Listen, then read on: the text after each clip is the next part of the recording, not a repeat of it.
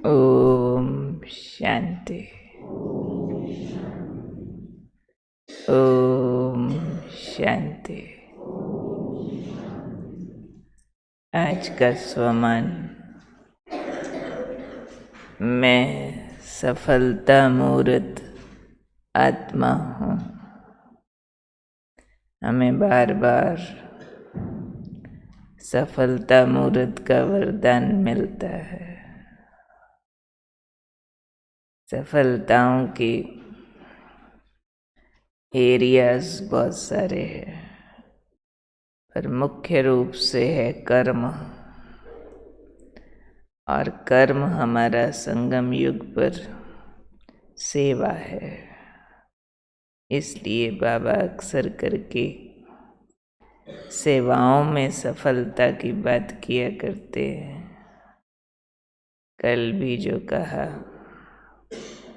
कि ब्लिसफुल आशीर्वाद कैसे मिलता है, वो भी कर्म और योग, सेवा और याद।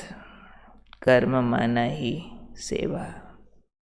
आज भी बाबा ने कहा, सफलता मूर्त जब बनने की बात आती है तो बाबा ने जो सेवा रूपी कर्म दिया हुआ है उसके लिए बाबा बात किया करते हैं। तो इस सेवा रूपी कर्म में सफल होने के लिए आज बाबा सूक्ष्म धारणा की ओर ध्यान खिंचवा रहे हैं कि सेवाधारी अर्थात बाप समान निमित्त और निर्माण। बाबा भी तो सेवा पर है ना, और बाबा जैसा महान और उच्च कोई है नहीं, और बाबा जैसा विनम्र भी कोई है नहीं। निमित्त भी रहते हैं बाबा, निर्माण भी रहते हैं। वास्तव में निमित्त और निर्माण होना यानी विनम्र होना और न्यारेपन से सेवा करना, ये बहुत बड़ी शक्ति का काम है। दुनियावी दृष्टिकोण से तो कोई विनम्र है तो लोग उसको छोटी पोजीशन वाला समझ लेते हैं। ऊंची पोजीशन वाला है तो थोड़ा अकड़ा हुआ, अथॉरिटेटिव, स्ट्रिक्ट, रोब, ये वाला रूप होगा। बाकी छोटी पोजीशन वाला विनम्र होगा। परंतु इस बात में बहुत बड़ा जोर लगता है कि आप ऊंचे और महान भी हो और साथ ही साथ विनम्र भी हो। तो ये बहुत ऊंची एक उपलब्धि है, बहुत ऊंची प्राप्ति है और एक बहुत ऊंचा सर्टिफिकेट है कि आप अंदर से कितने भरे हुए हो। इसलिए आज बाबा ने वरदान में पहली लाइन ही बोली, सेवाधारी अर्थात बाप समान निमित्त और निर्माण। बाबा ने कहा, निर्माणता ही श्रेष्ठ सफलता का साधन है। श्रेष्ठ सफलता किसी भी सब्जेक्ट में आपने प्राप्त करनी है सेवा की, तो उसमें चाहिए निर्माणता। बाबा ने कहा, कोई भी सेवा हो लेकिन निमित्त भाव और निर्माण भाव अगर धारण करोगे तो मौज का अनुभव करोगे, कभी थकावट नहीं होगी। क्योंकि इसमें मुख्य है निमित्त भाव। क्योंकि थकावट का कारण ही होता है, कल भी कहा, मेरापन। जहाँ मेरापन है वहाँ मौज के बजाय मूंज हो सकती है, क्योंकि उसमें बहुत सारी इनसिक्योर फीलिंग्स आ जाती है। मेरा है तो इच्छाओं की रिजिडिटी आ जाती है। मेरा है तो ऐसा होना चाहिए, इच्छाएं बांध लेंगी।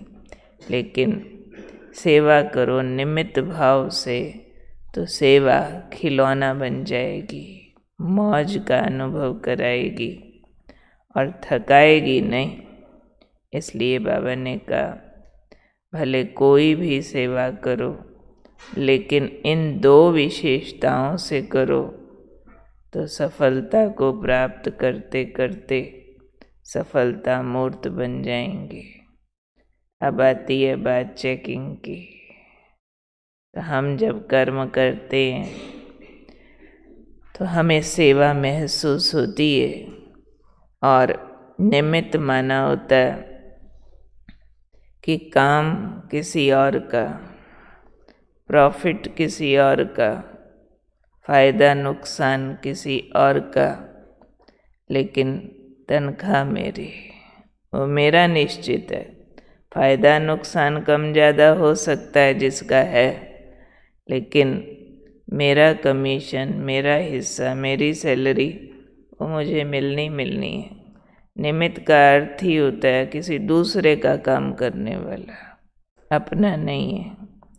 तो अमानत पर काम कर रहे हैं, तो मैं निमित्त हूँ माना हर कर्म बाबा की दी हुई सेवा है, विश्व कल्याण अर्थ है, सबको सुख देने के लिए है।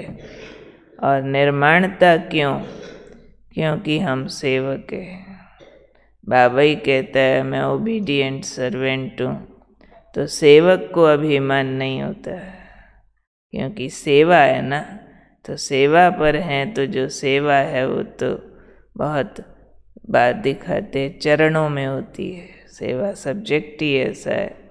तो हम सेवक हैं, इसलिए विनम्र हैं, क्योंकि विनम्रता के अगेंस्ट फिर ईगो आता है, रिजिडिटी, जो सब विकारों को जन्म दे देता है। और जहाँ विकार होंगे वहाँ सफलता सामने आती भी चली जाएगी, और जहाँ हमारा पवित्र रूप होगा, निमित्त माना ही सब विकारों से मुक्ति, मैल छूट गई। तो जहाँ निमित्त होते हैं तो वहाँ शुद्धि होती है, शुद्धि में शक्ति होती है, और वो शक्तिशाली होने से हम सफल होते हैं। यानी जो हमारा किया हुआ एफर्ट है वो रिजल्ट देता है जो मिलना चाहिए। तो इन 2 विशेषताओं को, 2 गुणों को हमें चेक करना है कि मेरे जीवन में कितने आ गए, कितने बाकी है। चेक हो सकते हैं, ये 2 विशेषताएं चेक हो सकती है कि मेरे में निमित्त भाव कितना है, मेरे में निर्माण भाव कितना है। चेक हो रहा है? नंबर दे सकते हैं अपने आप को, नंबर लगा के फिर अभी और इसको कैसे बढ़ाना है। उसका एक ही नुक्ता है कि मेरा कुछ नहीं, सब कुछ बाबा का है। हम अपने लिए नहीं करते, बाबा का नाम रोशन करने के लिए करते हैं। कोई भी कार्य जब अपने लिए करते हैं उसमें टेंशन ज़रूर आएगा।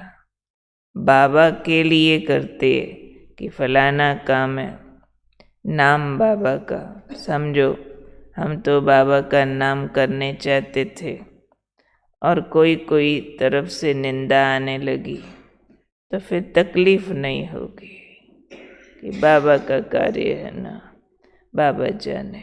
आज निंदा कर रहे हैं, कल समझ जाएंगे। बेचारे अभी समझे नहीं है, इतनी ऊंची शक्ति है ना, इतनी ऊंची बात है ना, अभी आ जाएगी इनको समझ, आज नहीं तो कल। क्योंकि बाबा की दी हुई अमानत हम डिलीवर करने जा रहे हैं। समझो हम आपको कोई डिश बना के देवें और बोलें सबको सर्व कर दो, और पूछना कैसी लगी, तो 10 लोग कहते हैं बहुत टेस्टी है, 90 लोग कहते हैं बड़ी बेस्वादी है। अब माल तो हमने दिया था, बांटने आप गए, तो आपको तकलीफ होगी क्या? आप वापस आके मैसेज दे दोगे, दीदी 10 लोगों को ठीक लगी, बाकी 90 को तो बिल्कुल स्वाद नहीं लगी। आप घर जाके रोओगे क्या? मैंने इतनी मेहनत की, 90 लोग जिनको स्वाद ही नहीं लगी, नहीं, क्योंकि आपने दी हुई चीज़ बांटी है। ऐसे ही हम बाबा का दिया हुआ बांट रहे हैं। जब दिया हुआ बांट रहे हैं तो फायदा नुकसान सब तेरा। तुम जानो जो भी कर्म कर रहे हैं, जैसे बाबा के हुक्म पर हम तो दूत है, तो दूत को वैसे भी दुनिया में भी नियम है, दूत को मारा नहीं जा सकता। जो मर्जी संदेश लाए उल्टा या पुल्टा, भले दूत आके ये बोल दे कि हम आप पर अटैक करने वाले हैं, तो दूत मारने योग्य नहीं होता नियम अनुसार। तो हम भी बाबा के दूत हैं। दूत माना जो बाबा कहता है वही दुनिया को सुनाते हैं, जो बाबा कहता है वही करते हैं। तो अपना तो कुछ है नहीं, तो इसलिए आज बाबा ने कहा ये 2 विशेषताएं धारण कर लो, निमित्त और निर्माण। निमित्त हूँ मेरा नहीं है, दिया हुआ बांट रहे हैं। निर्माण विनम्र होके काम करो, हर बात में झुक जाओ, अकड़ो नहीं। अथॉरिटी भी हो, सत्यता भी हो, पर विनम्रता वाली हो। तो जहाँ विनम्रता होती है ना, वहाँ बड़ी बड़ी बातें भी सामने वाले डाइजेस्ट कर जाते हैं। और जहाँ सत्य ठीक बात भी कोई अभिमान युक्त कर रहा हो तो वो स्वीकार नहीं होती है। तो विनम्रता हमारी सेवाओं की जीत है, जिसका मिसाल बाबा कभी कभी देते हैं कि हनुमान को दिखाते हैं जुतियों में बैठता था। पहले जुतियों में बैठेगा, फिर जाके अपनी पावर दिखाएगा। तो जुतियों में बैठना माना ही क्या, जो रियल पावरफुल है वो विनम्र है, उसको मान शान नहीं चाहिए। क्योंकि मशहूर है कि जहाँ राम कथा होगी वहाँ हनुमान जी ज़रूर होंगे, पर हनुमान जी को कोई आसन वासन कुछ चाहिए नहीं होता, जुतियों में भी बैठ जाते। तो ऐसे ही हमारी अपनी कोई डिमांड्स, अपना कोई मान शान, सीट, पोजीशन, डिमांड, मुझे मान मिले, मुझे पूछा जाए, मेरा नाम हो, कुछ चाहिए नहीं। क्योंकि सेवाधारी जितना विनम्र होगा उतना उसकी सेवा प्रभावशाली होगी। तो आज का है सफलता मूर्त भव, और उसके लिए 2 विशेषताएं, निमित्त भाव, निर्माण भाव, ये हमें बाप समान बना देती है, मौज का अनुभव कराती है, थकावट होने नहीं देती। और क्या चाहिए।